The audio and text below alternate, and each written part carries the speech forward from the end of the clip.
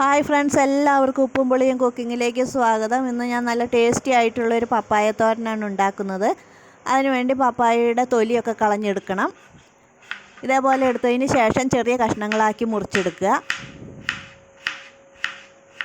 ഞാനിവിടെ പപ്പായ എല്ലാം ഇതുപോലെ ചെറിയ കഷ്ണങ്ങളാക്കി മുറിച്ചെടുത്തിട്ടുണ്ട്. അതിനുവേണ്ടി 5-6 ചുവന്നുള്ളി, 2-3 വെളുത്തുള്ളിയുടെ അല്ലി, 1 കപ്പ് തേങ്ങ, 3-4 പച്ചമുളക്, ഇത്രയും സാധനങ്ങൾ എടുത്തിട്ടുണ്ട്. ഇതെല്ലാം കൂടെ മിക്സിയുടെ ഒരു ബൗളിലിട്ട് ഒന്ന് ചതയണ പോലെ ഒന്ന് കറക്കിയെടുക്കുക. അതിനുശേഷം ഒരു ചീനിച്ചട്ടിയിലേക്ക് 3-4 ടേബിൾ സ്പൂൺ വെളിച്ചെണ്ണ ഒഴിച്ച് കൊടുക്കുക. അതിലേക്ക് 1/2 ടേബിൾ സ്പൂൺ കടുകിട്ട് പൊട്ടിക്കുക. കടുകെല്ലാം ഒന്ന് പൊട്ടി വരട്ടെ. കടുക് പൊട്ടി വരുമ്പോൾ അതിലേക്ക് കറിവേപ്പില ഇട്ട് കൊടുക്കുക. അതിനുശേഷം ഈ ചതച്ച് വെച്ചിരിക്കുന്ന തേങ്ങയും ഉള്ളിയും വെളുത്തുള്ളിയും ഒക്കെ കൂടെ ഇട്ടൊന്ന്, പച്ചമുളകുണ്ട്, 3-4 പച്ചമുളകാണ് ഞാൻ ചേർത്തിരിക്കുന്നത്.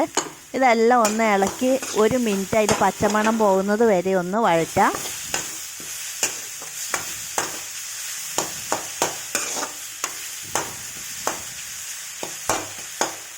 അതിലേക്ക് ഒരു 1/4 ടീസ്പൂൺ മഞ്ഞൾപ്പൊടി ചേർത്ത് കൊടുക്കുക.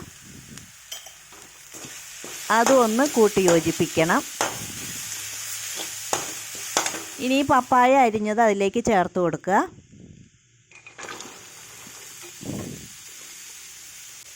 എല്ലാം നന്നായിട്ടൊന്ന് ഇളക്കി യോജിപ്പിക്കുക. ആവശ്യത്തിന് ഉപ്പിട്ട് കൊടുക്കുക. 1/2 ടീസ്പൂൺ ഉപ്പിട്ടിട്ടുണ്ട്. പിന്നെ ആവശ്യമെങ്കിൽ വീണ്ടും ചേർക്കാം നമുക്ക്. എല്ലാം യോജിപ്പിച്ച് ഇതേപോലെ പൊത്തി വയ്ക്കുക. 1/4 ഗ്ലാസ് വെള്ളം ഒഴിച്ച് കൊടുക്കണം. കാരണം ഞാൻ കുറച്ച് വലുപ്പത്തിൽ അരിഞ്ഞത് കൊണ്ട് അത് വേകാൻ താമസം എടുക്കും. ചോപ്പറിലാണെങ്കിൽ വെള്ളത്തിൻ്റെ ആവശ്യമില്ല, പെട്ടെന്ന് വേകും. ഒരു 5 മിനിറ്റിന് ശേഷം ഞാൻ വീണ്ടും ഒന്ന് എടുത്ത് ഇളക്കുന്നുണ്ട്. 5 മിനിറ്റ് വേകാൻ വെച്ചിരുന്നു. അപ്പോൾ നോക്കുമ്പോൾ വെന്തിട്ടില്ല. വീണ്ടും ഒന്ന് ഇളക്കിയതിന് ശേഷം മൂടി വയ്ക്കണം. എല്ലാം കൂട്ടി വെച്ചതിന് ശേഷം ഒന്നും കൂടെ മൂടി വയ്ക്കുക. സിമ്മിലിട്ട് വേണം വേവിക്കാൻ. തീ കൂട്ടാൻ പാടില്ല.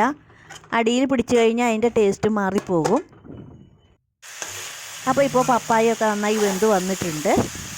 നമ്മുടെ ടേസ്റ്റി ആയിട്ടുള്ള പപ്പായ തോരൻ ഇവിടെ റെഡി ആയിട്ടുണ്ട്. എല്ലാവരും ചെയ്ത് നോക്കണം. Thank you.